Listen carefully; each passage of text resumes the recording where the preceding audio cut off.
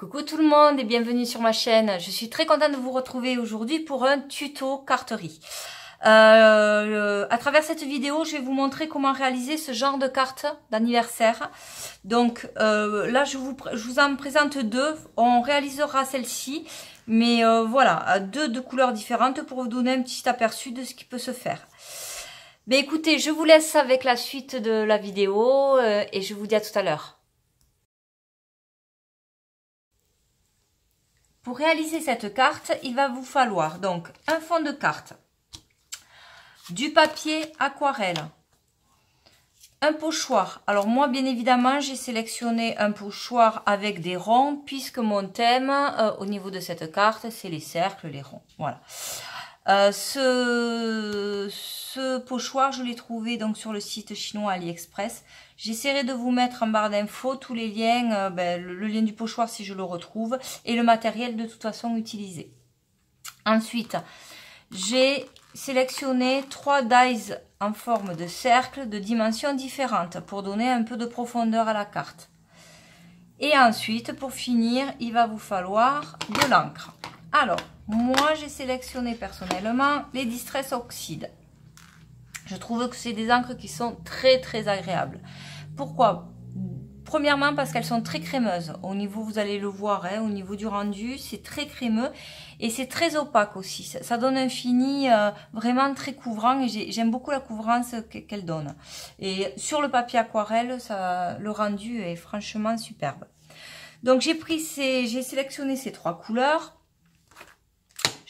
Donc là, pour info, c'est la Fossilised Amber au niveau du jaune, du Candid Apple au niveau du rouge et du Faded Jeans au niveau du bleu. Alors pour m'avancer, j'ai déjà fait les découpes des couleurs, hein, parce que bon, pour me voir faire des découpes, je pense pas que c'est ce qu'il y a de plus intéressant au niveau du tuto, c'est juste comment je vais organiser les choses qui est pour moi peut-être plus intéressante. Donc en fait, ce que j'ai fait, j'ai pris mes chutes de papier aquarelle, puisqu'en fait mon papier aquarelle, je vais vous montrer ça de suite.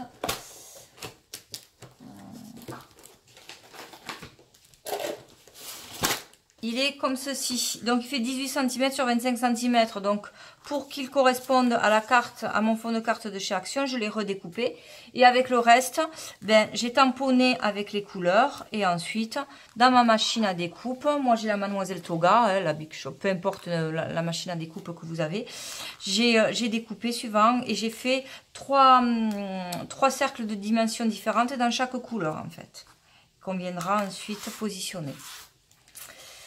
J'ai également aussi, donc cette carte d'anniversaire, elle est pour un jeune homme qui va faire 20 ans. Donc je voulais aussi quelque chose de passe-partout.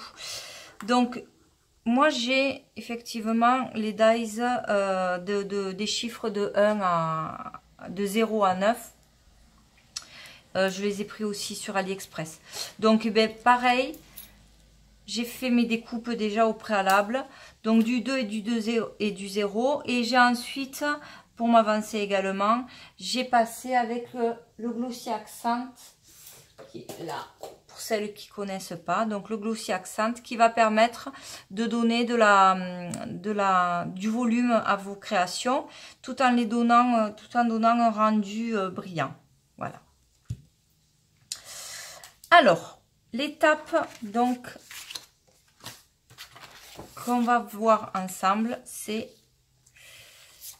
le pochoir. Donc, vous installez, vous prenez votre papier aquarelle, vous installez votre pochoir. Toujours quand vous faites des cartes ou des mini ou des fonds de page, enfin peu importe, toujours un conseil, vous prenez du masking tape. Alors, prenez le moins joli que vous avez ou celui que vous aimez le moins. Hein, et vous venez bien mettre sur le pochoir et le fond de carte, enfin votre papier, pour que ça puisse tenir et ne pas bouger quand vous allez tamponner. Parce qu'après ça fait cracra, ça va baver, enfin c'est pas joli quoi. Alors l'idée de cette carte c'est de faire, donc à travers ce pochoir, c'est de faire un petit fondu. Donc on va, en général quand on veut faire cet effet là, on part toujours de la couleur la plus foncée ou qui vous paraît peut-être la plus terne aussi, vers la plus claire. Donc moi je vais utiliser d'abord la bleue. Donc sur les Distress Oxide, ce qui est important, c'est de ne pas y aller vraiment comme une bourrine, hein. C'est-à-dire que vous avez besoin de très peu de matière parce que justement il y a beaucoup de couvrance. Vous voyez, regardez, j'ai à peine tamponné et bon. Donc vous prenez votre pad et vous venez faire des petits cercles tout doucement. Tamponnez pas, hein. Faites toujours des petits mouvements circulaires.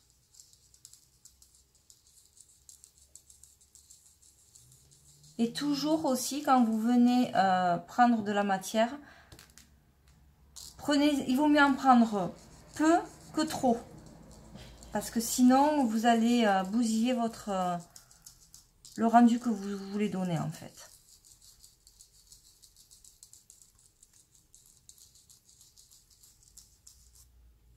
Voici.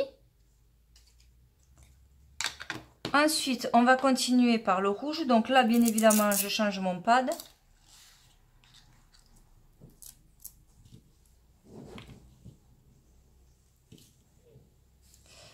Je prends la Distress Oxide rouge. Alors celle-ci aussi, hein, vous voyez. Donc, y aller doucement.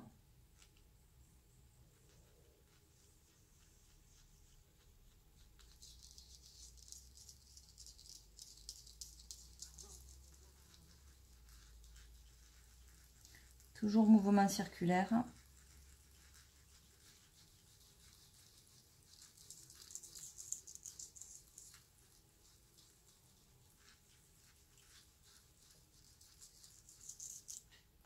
Voici. Et enfin, on va terminer par le jaune.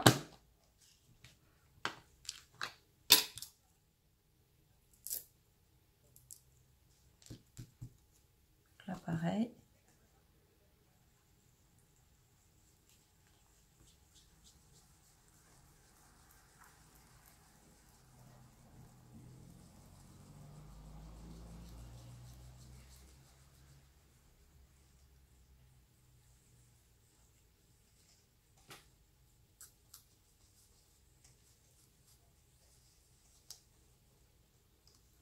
Alors, pour faire les raccords entre les différentes couleurs, pour faire un fondu, pour que ça soit beaucoup plus naturel, vous reprenez toujours le pad de votre couleur plus foncée pour venir fondre la matière en fait.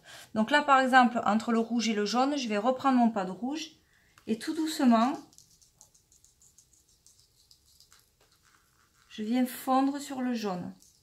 Mais délicatement, voilà. Pareil avec le bleu, je vais reprendre mon pad bleu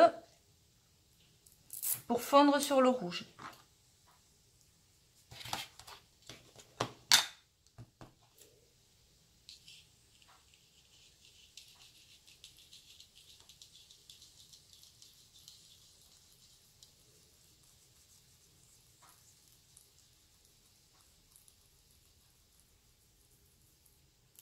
Voici. Et ensuite, vous venez décoller délicatement.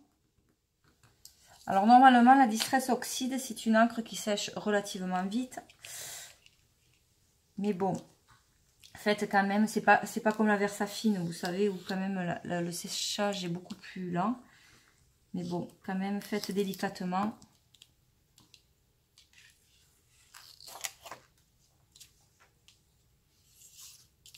Vous mettez de côté.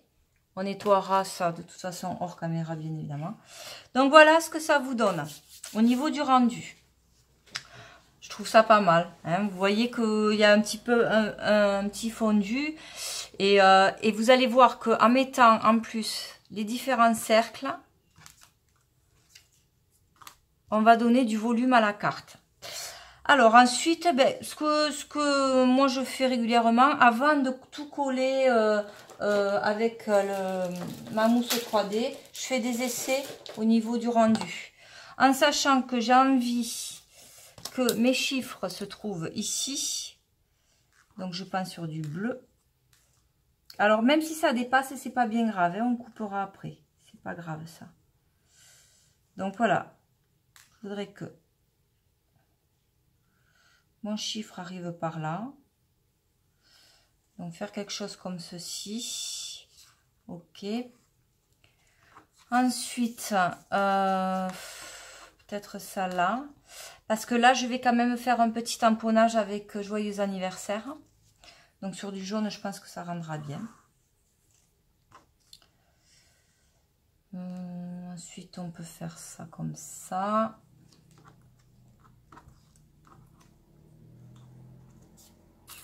Comme ça, peut-être. Là.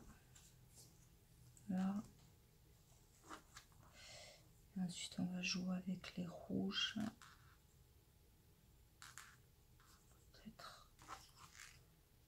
On va faire quelque chose comme ça. Ouais, ça pourrait être pas mal. Alors, je vais essayer de me le tenir comme ça. Je vais le mettre de côté. Je vais juste prendre celui-ci. Et je vais utiliser mon petit tampon. Alors, vous devez le connaître. Qui vient de chez Action. Ils viennent des lots, vous savez, où il y a les plaques d'embossage avec les petits ronds. Donc, je vais utiliser celui-ci. Alors, je vais...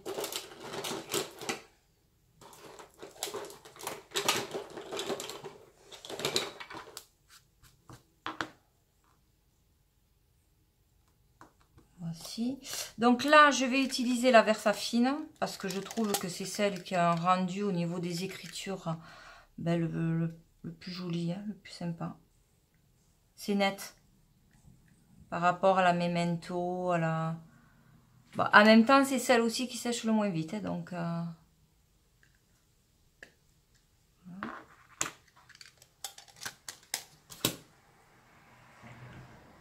donc ensuite, vous centrez bien.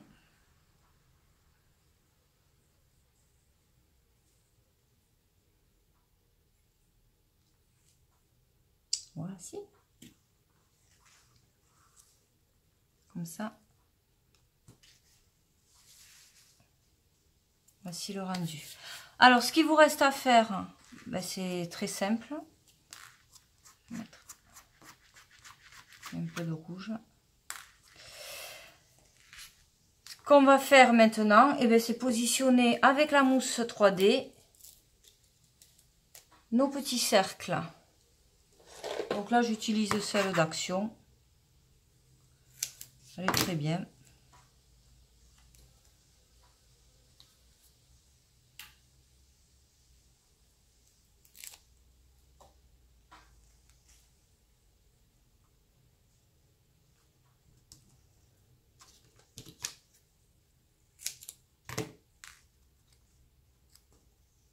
C'est souvent compliqué de trouver de faire des cartes pour des garçons. Parce que c'est vrai que autant on a de l'inspiration pour les filles, pour les petites filles, les ados, mais les garçons c'est toujours un petit peu galère hein, à trouver. C'est pour ça que bon en plus, bon ça fait très géométrique. Voilà, je pense que ça peut plaire.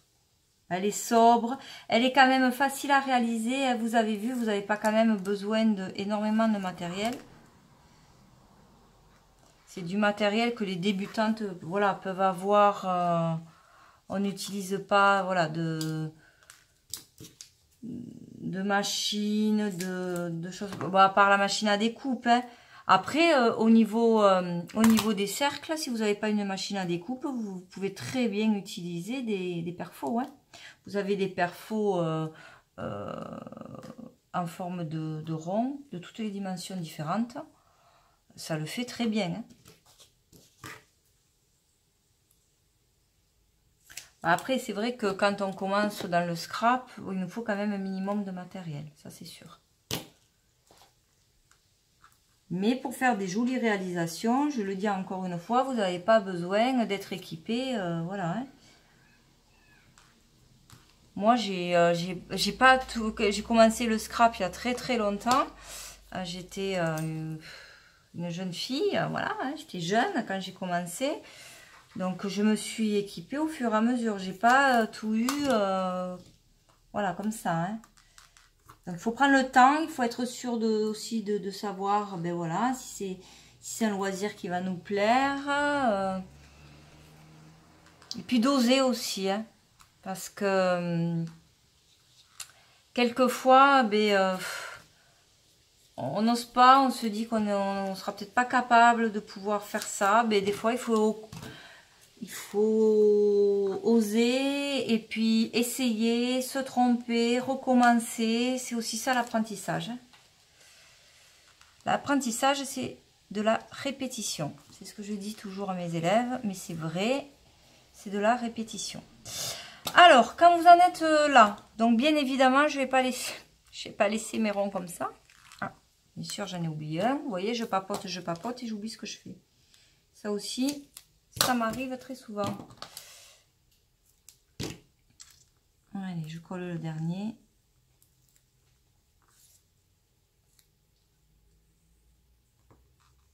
Voilà. Donc, une fois qu'on en est là, vous retournez votre carte. Bien sûr, j'ai oublié celui-là. Non, mais je vous dis, je fais n'importe quoi. Je vous parle et... Pourtant, je suis capable quand même de faire deux choses en même temps. Mais des fois, je me dis que... Plutôt les hommes hein, qui sont monotaches. Hein, c'est pas les femmes, mais bon. Non, je plaisante, bien sûr. Hein. Allez, quand vous en êtes là, donc vous retournez votre carte. Vous coupez tout ce qui dépasse.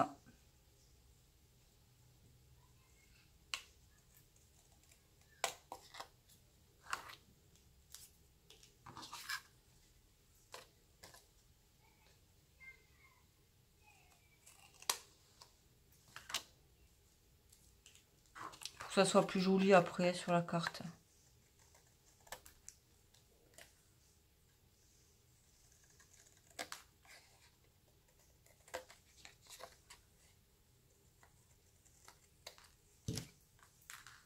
Voici. Alors moi ce que je fais des fois, avec les petites chutes, je rajoute des petits bouts de rond.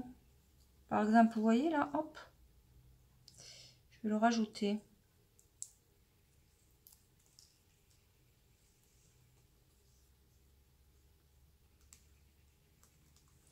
Voilà. On pourrait en rajouter. Non, après je pense que ça va. Ouais, non, je veux pas que ça soit trop chargé après. Non, ça va très bien comme ça.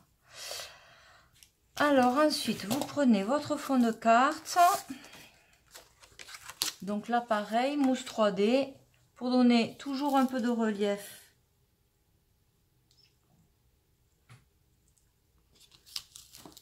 À votre création.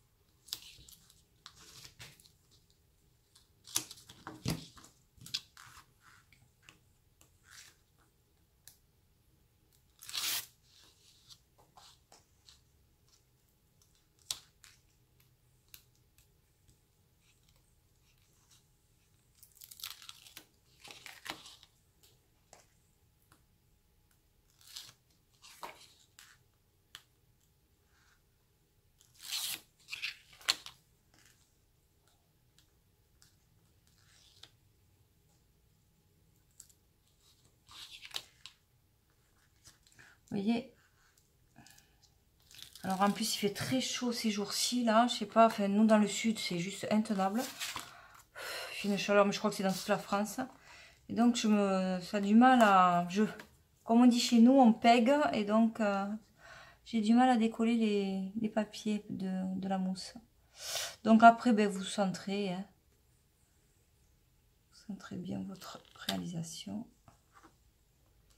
Voilà. Voilà le petit rendu. Et pour terminer,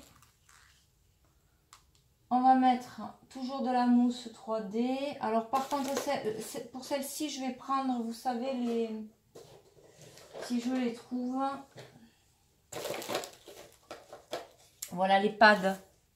Enfin, les pads, les petits carrés. Pareil, ceux-là, je les trouve chez Action aussi.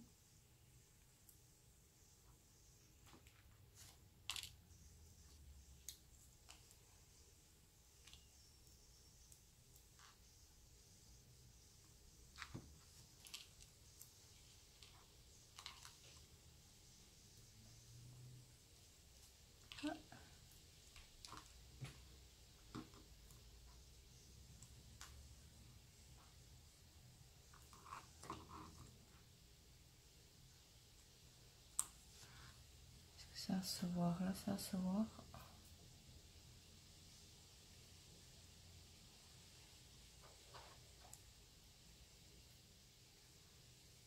Voilà. Vous n'êtes pas obligé d'en mettre une dizaine. Hein. 2 sur chaque, ça suffit.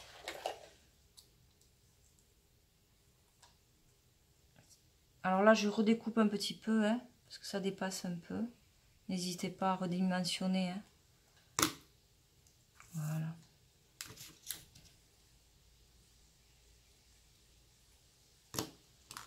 Ensuite,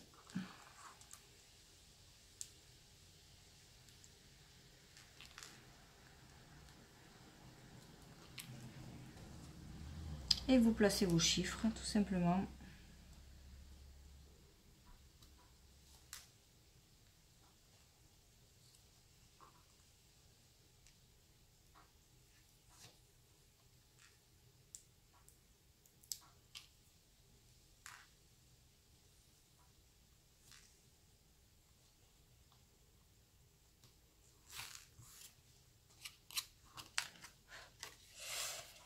Et bien voici, voilà le rendu de la carte. J'espère que ce petit tuto vous aura plu et vous aura donné plein d'idées. Après, à vous de vous l'approprier pour vous faire une jolie carte d'anniversaire à vous aussi.